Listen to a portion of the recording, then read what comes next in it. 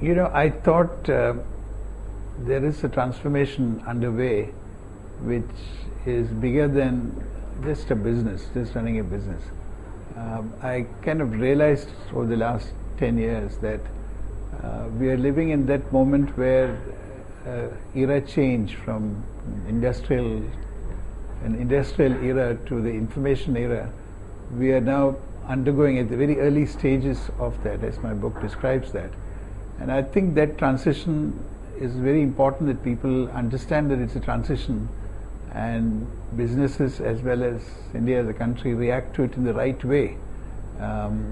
If you do not do that, we will suffer the same fate as we did when we mishandled the Industrial Revolution. And as I keep pointing out, India and China together accounted for 55% of the world's manufacturing output at 1800, the year 1800, the start of the Industrial Revolution.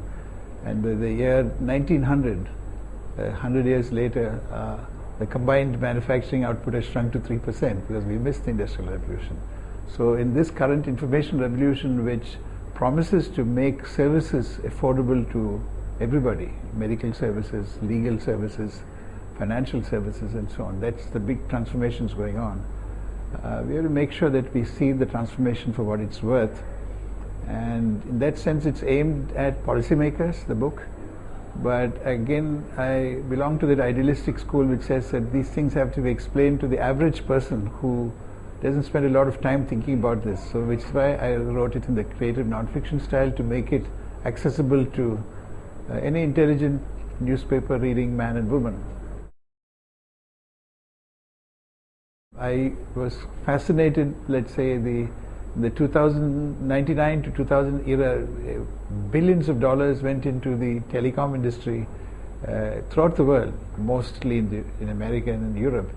And all those famous companies collapsed by the year 2000. And I was wondering, what is the economic logic? Is it just greed of entrepreneurs, or is it irresponsible bankers? Then I realized that such kind of financial excesses or bubbles have happened 4, 5, 6 times in the last 4, 5 centuries. Which I give an example of that. For example, the railway mania in Britain in the 1820s was very similar. So billions of pounds were invested. The track was laid. Most of the companies in it went bust, but the railway system was set up. And similarly in the United States, all the companies behind it went bust, but the fiber optic cable is already in the ground. So these financial bubbles have a way of creating infrastructure. So that's so you keep checking out, researching. So it becomes an endless curiosity exercise, which is the fun part of writing.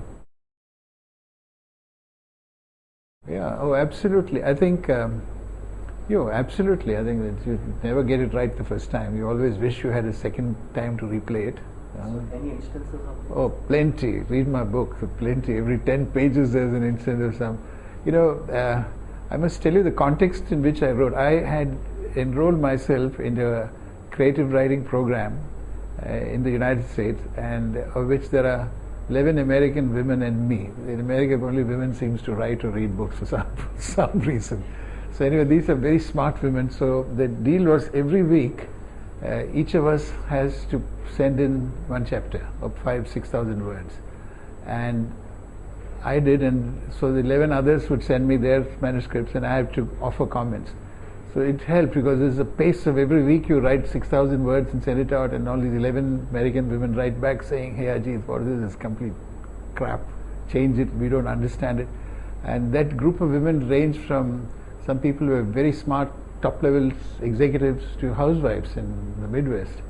So it was fun, in the sense that you have somebody talking back to you all the time. So and you're almost like on a treadmill. So, and they kept telling me, none of them are entrepreneurs, and none of them run NASDAQ-listed companies. So they found it very interesting and curious. But they kept telling me that please write about your failures and your doubts as well. Because many entrepreneurs, when you write books, you write it as if you kind of sail through life with no opposition whatsoever, and you're the all-conquering hero. In reality, it's far from that. 8 out of 10 times you try something, you fall flat and make mistakes. And people say that successful entrepreneurs are the ones who have, eight out of 10 times they make mistakes, but they succeed 2 out of 10 times. So a lot of things which didn't work is there in the book as well, and that's very important to. The life of an entrepreneur often means that you sometimes see a blank wall in front of you. You don't know which way to turn.